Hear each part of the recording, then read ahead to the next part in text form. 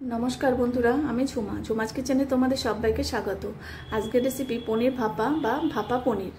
देखो तार जोन्नो आमी किछुटा एखाने पनीर नियेछि, 400 ग्रामेर मतन पनीर आछे। पनीरटाके लम्बा करे केटे नेब। एकटु लम्बा करे केटे निले देखबे देखते सुंदर लागे। এই নিরামিষের দিনে কিন্তু তোমরা এই পনির ভাপা করে নিতে পারো, ভীষণই সুন্দর একটা রেসিপি।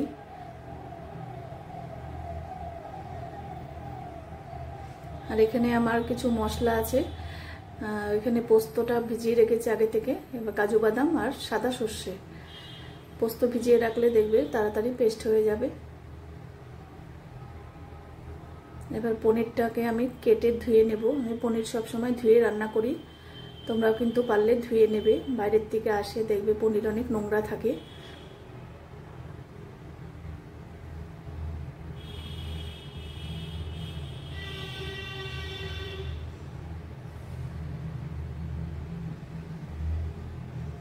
এবার মিক্সচার গ্রাইন্ডারে আমি সবকিছু দিয়ে পেস্ট করে নেব।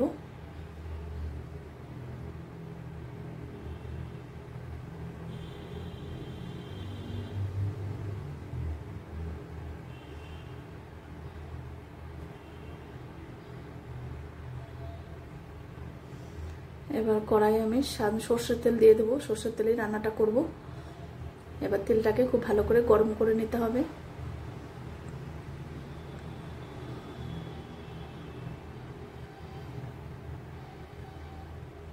এবার অল্প নুন দিয়ে দিলাম,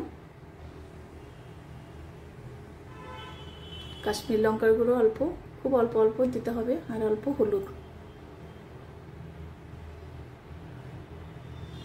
খুব বেশি গুঁড়ো উপকরণগুলো দিলে দেখবে তেলের মধ্যে কালো কালো হয়ে যাবে। এবার পনির ভেজে নেব।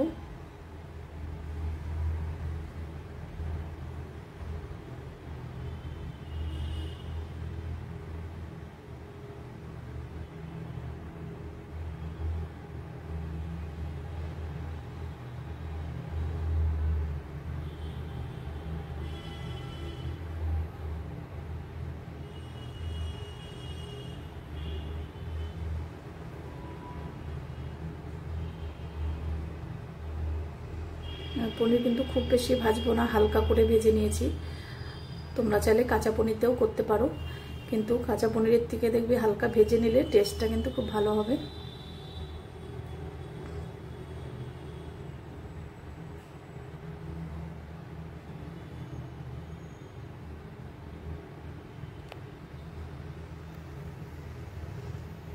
এবার পেস্ট করা হয়ে গেছে মশলা। এবার দুটো 4টে কাঁচা লঙ্কা দিয়ে দিলাম, আর দিলাম নারকেল কোড়ানো,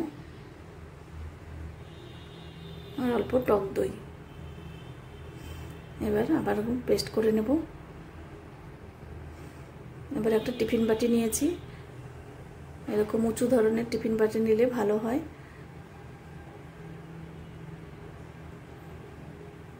এবার মশলার পেস্টটা ঢেলে দিলাম।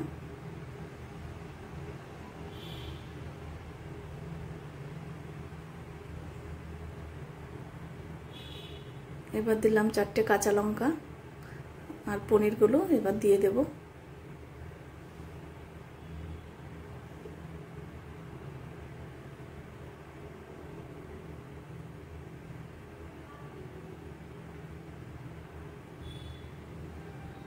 এবার স্বাদ অনুযায়ী নুন,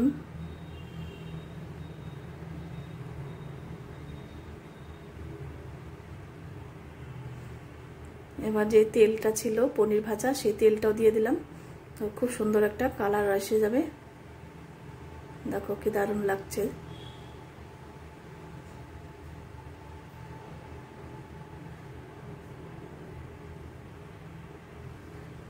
এবার একটু কাঁচা তেল দিয়ে দিলাম, সরষের তেল।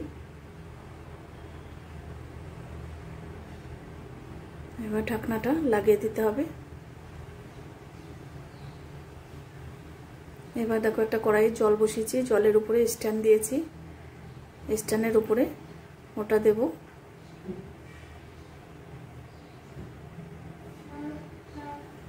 এবার 10-15 মিনিট আমি করে নেব। দেখো স্ট্যান্ডটা আমি নামিয়ে দিয়েছি। স্ট্যান্ডের উপরে দিলে প্রচুর টাইম লাগে, আর যেহেতু এই বাটিটা উঁচু ধরনের আছে, জলও কিন্তু ঢুকবে না। এবার দেখো হয়ে গেছে। দেখো কত সুন্দর হয়েছে দেখতে পনির ভাপা।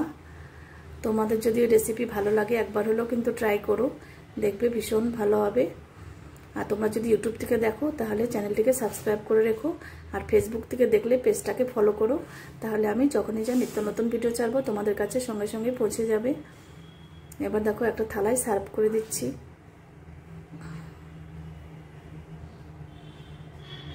এই পনির ভাপা দেখবে লুচি, পরোটা, তারপরে ফ্রাইড রাইস সব কিছুর সাথেই কিন্তু ভালো লাগবে।